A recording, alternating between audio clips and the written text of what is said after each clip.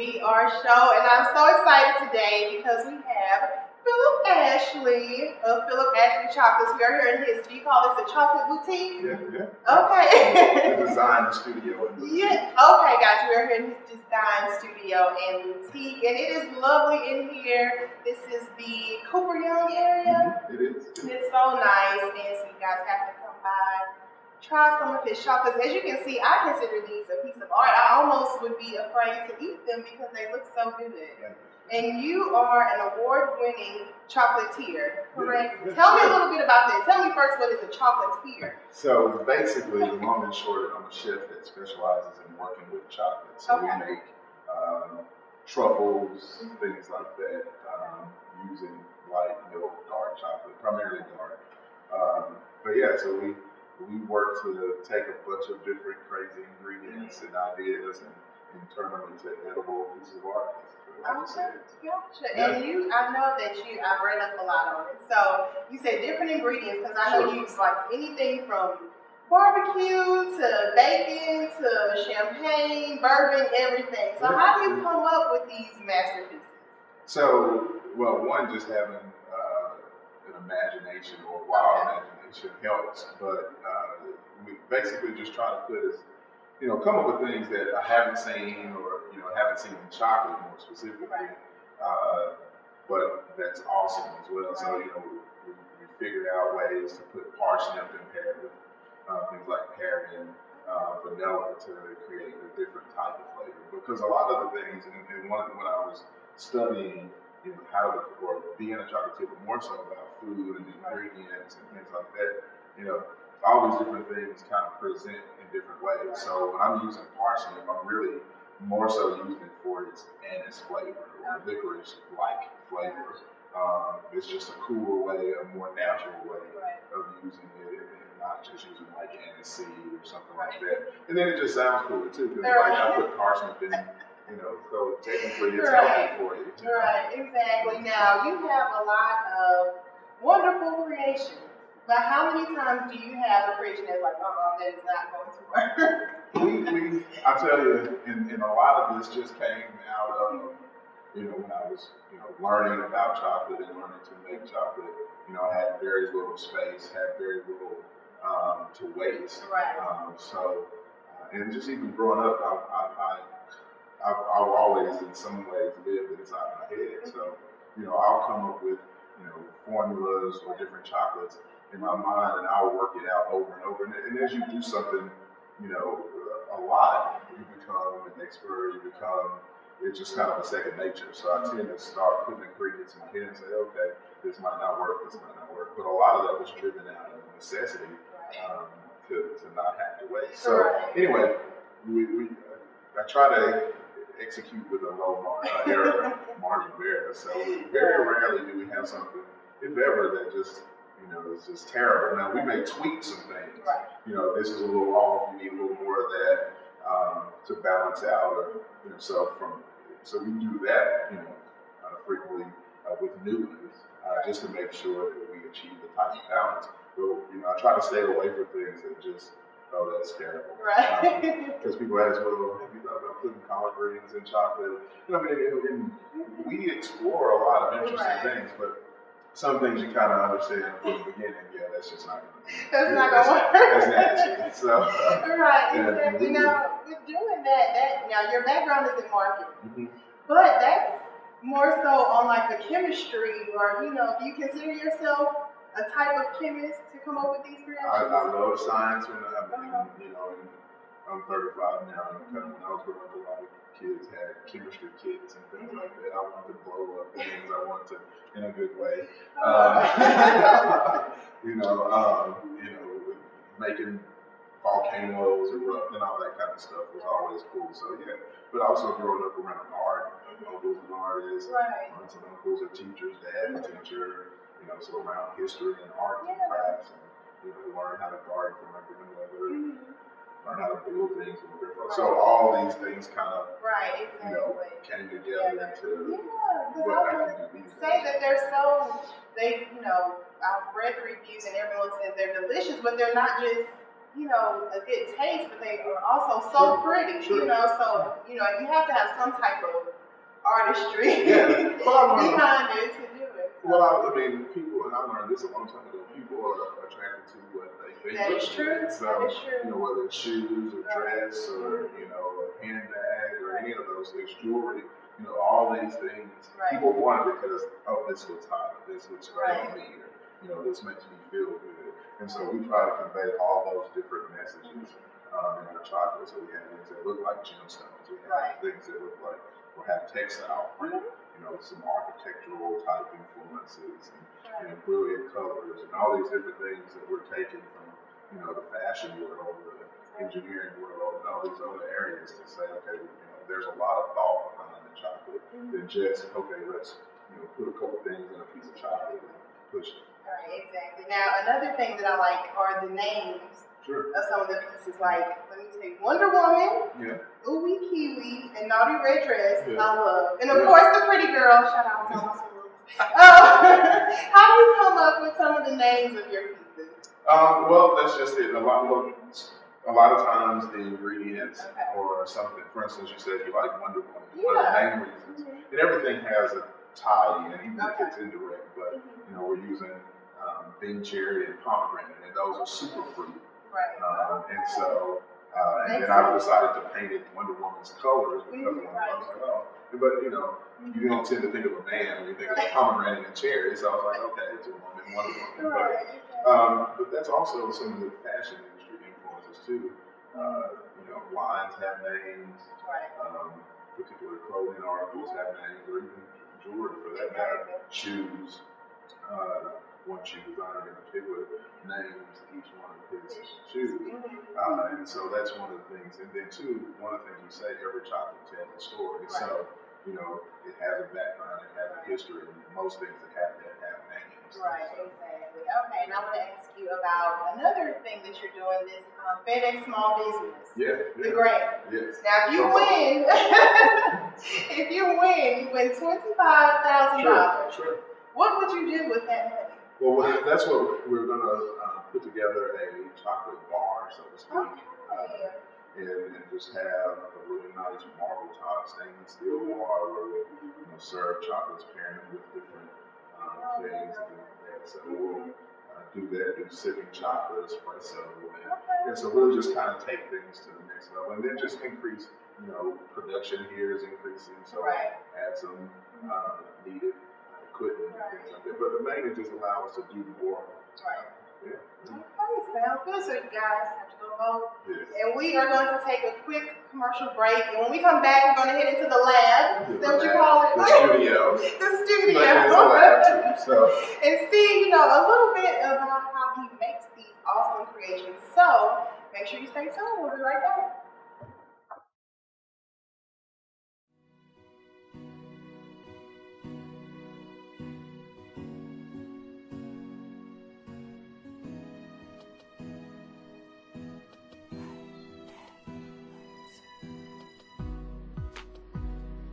The purpose of this PSA is to show you the image you may have of somebody who is HIV positive is probably wrong.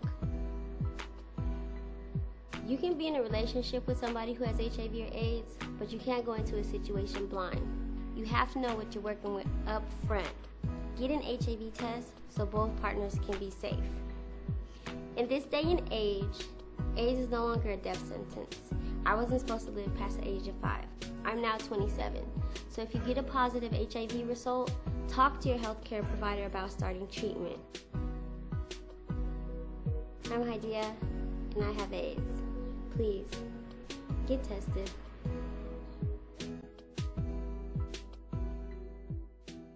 Hello, this is your girl, Lajanette Cosby of ICanRepeat.com. Hey, I'm Rashana Renee from The Latest with VR. And we cordially invite you to the For Ladies by Ladies Empowerment event. We've got Cynthia Daniels, check. Brooke Thomas, check. Shayna World, check. and Ina Esco. Of course. When I say we have demonstrations, mix and mingle, and a wealth of knowledge for you all. So come join us as we relentlessly prepare for greatness. Bye. Bye.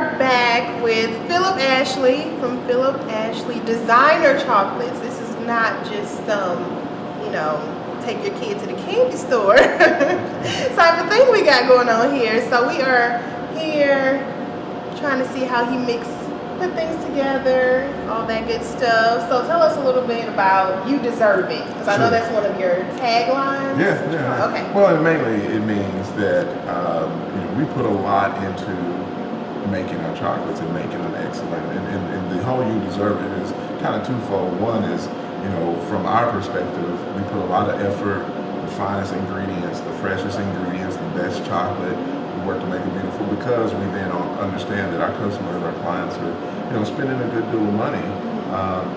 It's not inexpensive, it is a luxury chocolate. And you do deserve it, and you deserve the best. So it's like, well, treat yourself to the best, and we'll always make sure that, you know, we keep that high caliber product. So that's essentially what that means. Okay, and of course, every chocolate has a story. Yes, every chocolate should tell a story. Okay, Absolutely. and so what you have going on here, is this just the basic startup of it, or do you have some things going on in this there? This here is a tempering machine. Okay. And so it tempers roughly 20 pounds of chocolate. Okay. And you just heard that sound going, and it's rotating the chocolate, doing something called pre-crystallization, which is basically melting the chocolate down, heating it up, then lowering the temperature, then raising it back up. So basically, long and short, how you get the shiny snap from chocolate, this is where that process happens. So do you put all of your ingredients in No, there? this is just chocolate. Just the basic chocolate? Yes, this is all chocolate. So this is just, you know, kind of our molding, if you will. And so we do things like with these polycarbonate molds for the truffles, and we pour chocolate into these to create the shells and that sort of thing, and to do all the other cool effects. And like I said, this chocolate here is nearing being ready. It actually is. But so it's just, this chocolate, and so that's been melted down.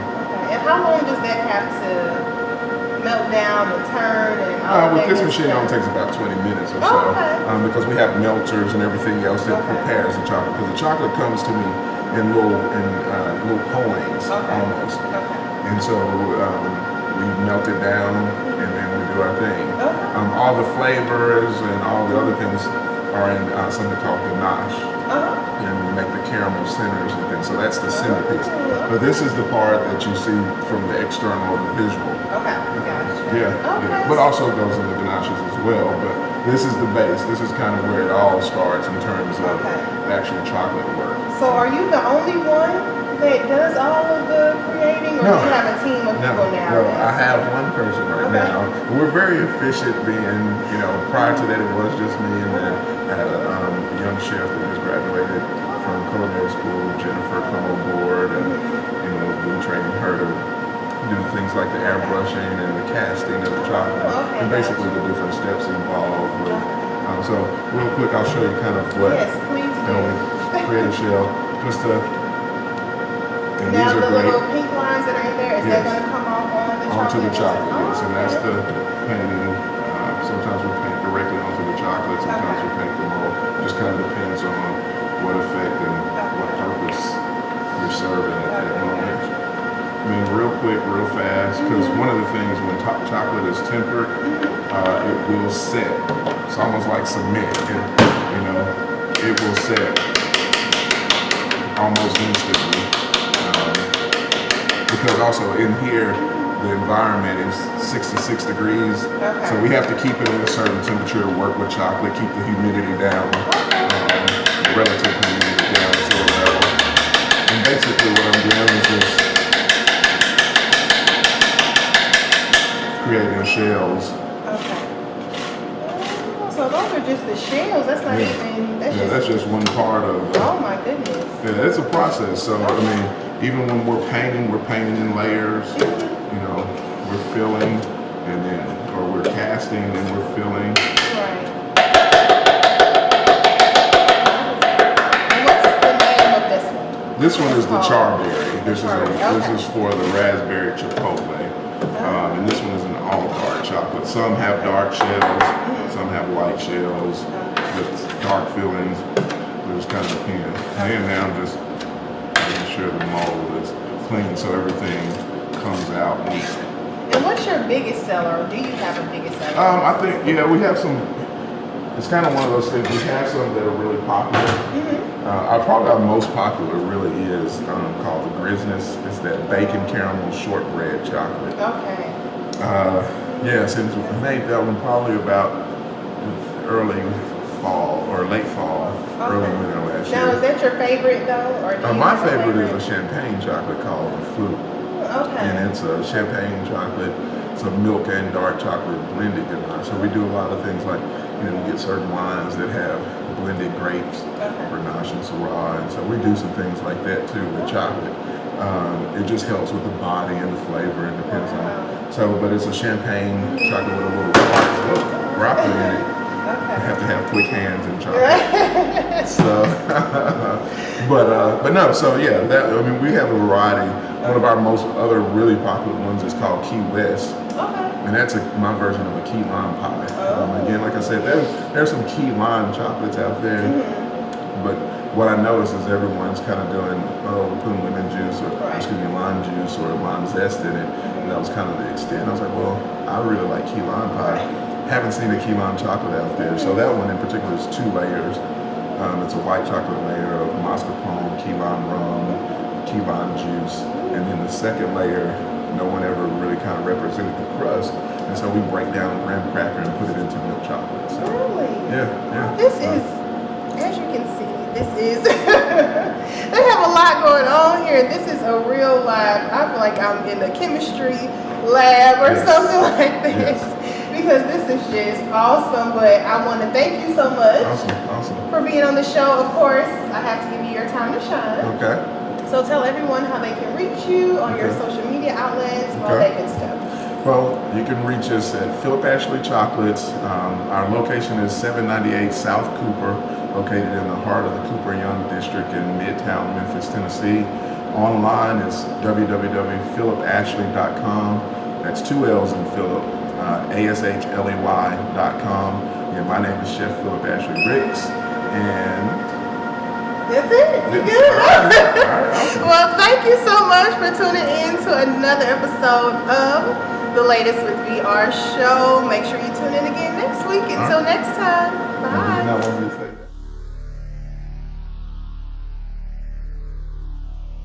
I play hard. When I was a kid, playing professional basketball seemed like an impossible dream. There were the 10-mile runs, the hours spent in the gym, the conditioning, the full-court sprints, strength training, sweat, dedication. There was a dream to win a championship. But some things in life are more important than a ring, like my health.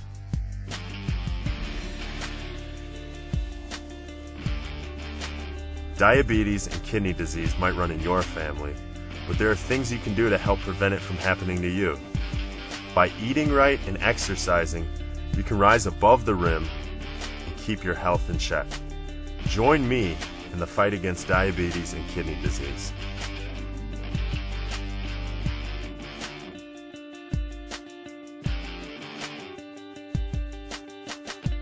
Hello, this is your girl, Lajeanette Cosby of ICanRepeatIt.com. Hey, I'm Ashana Renee from The Latest with VR. And we cordially invite you to the For Ladies by Ladies Empowerment event. We've got Cynthia Daniels, Check. Brooke Thomas, Check. Shayna World, Check. and Ina Esco. Of course. When I say we have demonstrations, mix and mingle, and a wealth of knowledge for you all. So come join us as we relentlessly prepare for greatness. Bye. Bye.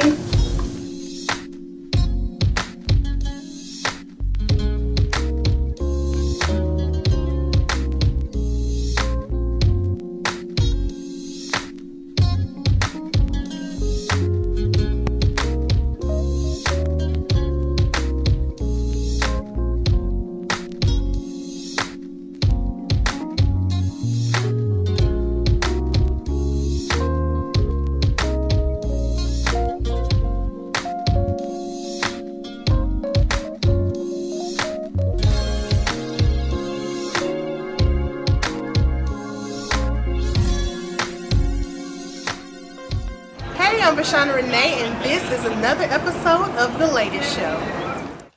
Alright, we are back.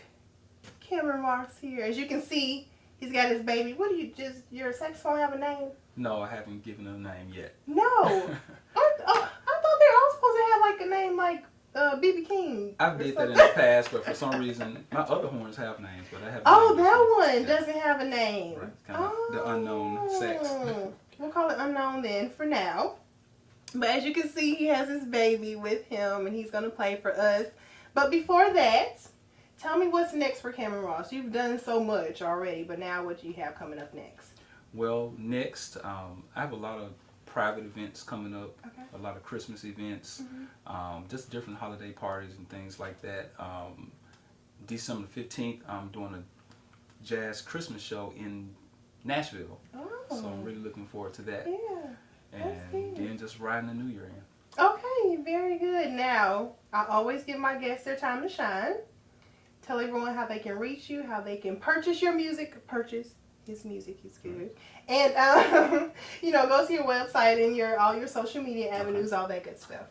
Well, my website is www.cameronrossmusic.com. Also, you can find me on Facebook under Cameron Ross Music. That's my fan page. Twitter is Cameron Ross Sax. That's Cameron Ross AX. Also, you can find me on Instagram under Cam Sax. And I have a Pinterest and other things that I just don't use. Okay. Okay, well, you got something there in your hand. What is, because you can't play with this in your hand. What is this This you got? is my first CD that I just released last year called New Perspective. And I would like to present it to you. Thank you so much. And it's autographed and everything. Yes. So I can tell my grandbabies whenever I have some grandbabies. Like, look, Cameron Ross, you know, he's playing at, what's the place in New York? The big... Carnegie Hall. Carnegie Hall. And I'm like, look. See, I already say I spoke it into existence. When you get there, it'll be all on me. No. But thank you so much for coming. Cameron's going to play us out. But before we go, let me shout out my sponsors. L3 Media, videography, photography. They do it all. Oh, December is coming up. They're going to have pictures with Santa every weekend. So make sure you take the kiddies out. I'll post the information below so you can go and make sure you check them out.